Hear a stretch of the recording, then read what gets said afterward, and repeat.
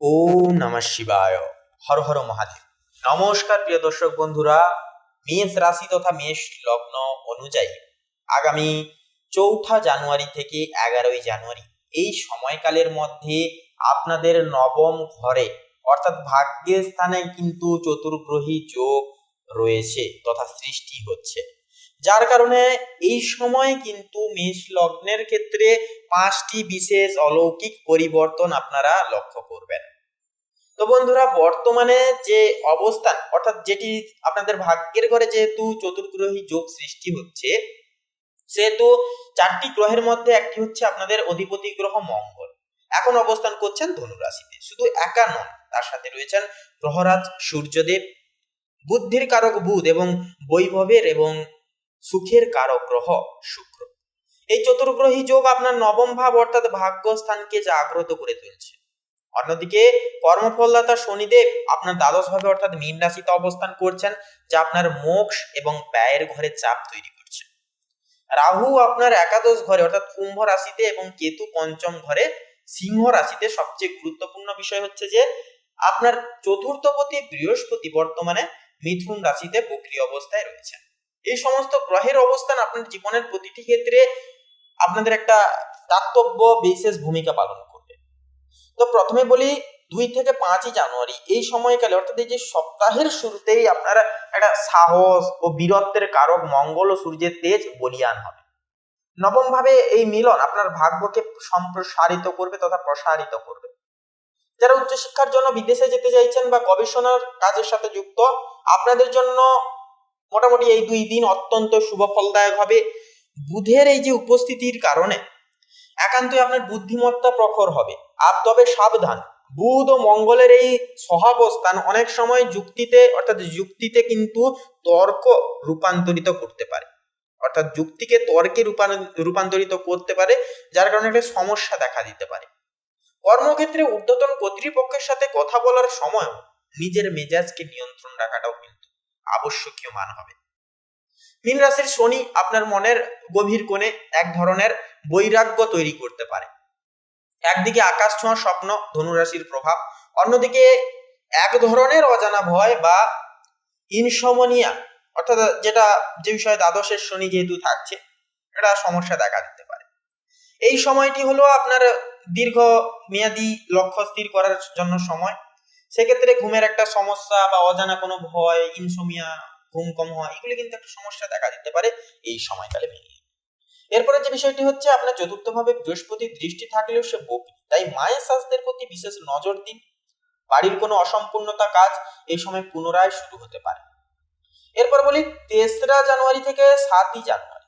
দেখুন, এই সময় অর্থাৎ এই যে সপ্তাহের মধ্যভাগে কুম্ভ রাশির রাহুর প্রভাব আপনার একাদশ ভাবে প্রবল হয়ে উঠবে এই সময়কালে, যার কারণে রাহু একাদশে থাকছে, যা আকস্মিক ধন প্রাপ্তির একটা যোগসূত্র তৈরি করছে। কোনো পুরনো বিনিয়োগ থেকে ভালো রিটার্নশিপ আসতে পারে একটা।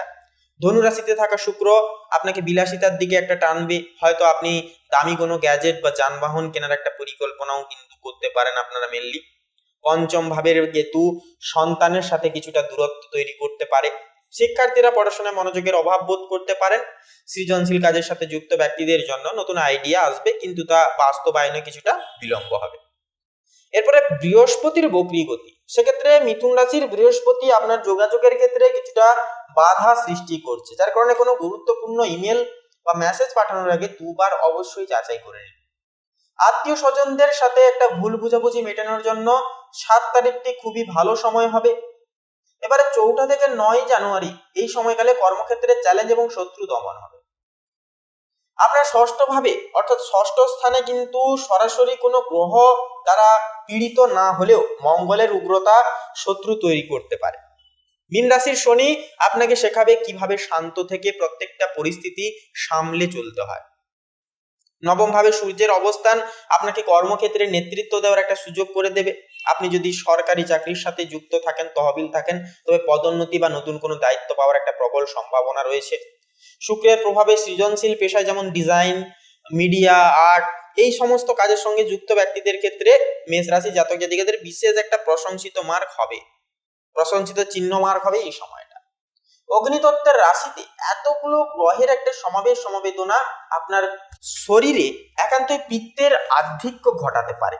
পেটের সমস্যা বা রক্তচাপের বিষয়ে সতর্ক থাকতে হবে, যার কারণে প্রচুর জল পান করুন এবং অতিরিক্ত মশলাযুক্ত খাবার একান্তই বলবো এড়িয়ে চলুন।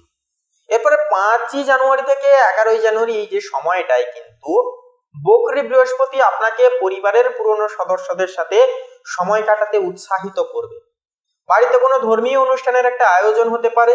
শনি দ্বাদশ অবস্থান আপনাকে দানের প্রতি আগ্রহী করে তুলবে।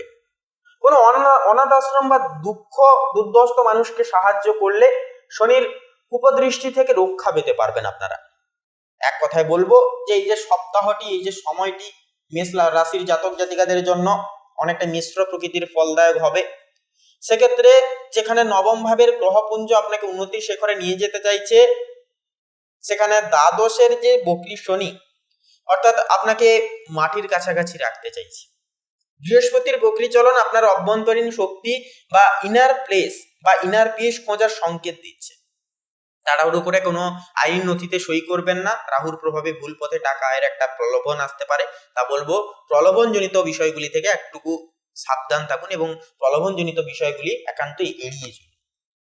এই গোটা সপ্তাহের ন্যায়, এই গোটা সময় ন্যায় আপনাদের ক্ষেত্রে কিছু প্রতিকার বলবো, যা মানলে পরে একটা যে ভালো দুর্দান্ত ফলাফল তা কিন্তু পেতে পারবেন। এই সপ্তাহে মেষ রাশির জাতক জাতিকাদের জন্য বিশেষ কিছু করণীয় কাজগুলি হচ্ছে যে প্রতিদিন সকালে সূর্যদেবকে জল অর্পণ করুন এবং ওম সূর্যায় নমঃ মন্ত্রটি জপ করুন আপাতত 11 বার হলেও। মঙ্গলবার হনুমান চালিসা পাঠ করুন, যা মঙ্গলের কুপ্রভাব কমাবে। শনির কোনো কালো তিল বা সর্ষের তেল দান করুন, এর ফলে শনির দোষ দূর হবে। তো বন্ধুরা, মেষ রাশি তথা মেষ লগ্নের জাতক জাতিকাদের ক্ষেত্রে বলি বন্ধুরা, আজকের এই পর্বটি এই পর্যন্ত।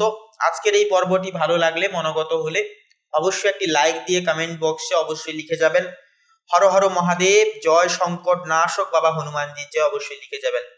হনুমানজির কৃপায়, দেবাদিদেব মহাদেবের কৃপায় জীবনের সমস্ত সংকট সমস্যা বাধা বিপত্তি দূর হবে। জীবনে ফিরবে আসল গতি এবং সুখ শান্তি সমৃদ্ধি একান্তই আপনারা পরিব্যাপ্ত করতে পারবেন। এছাড়া বন্ধুরা, ভিডিওটি আপন বন্ধু বান্ধবদের সাথে শেয়ার করে একটি লাইক দিয়ে আমাদের এই ভাগ্য বিচার চ্যানেলটিকে সাবস্ক্রাইব করে অল অপশনে সিলেক্ট করে আমাদের পাশে একটুকু থাকতে ভুলবেন না। আপনারা ভালো থাকুন, সুস্থ থাকুন, সতর্ক থাকুন। এই সময়টা আপনাদের ক্ষেত্রে ইতিবাচক পরিবর্তনগুলি জীবনে বয়ে আনুক। সমস্ত সমস্যা কোলাহল একান্তই জীবন থেকে দূর হোক, এই কামনায় বাসনা জানাই। নমস্কার।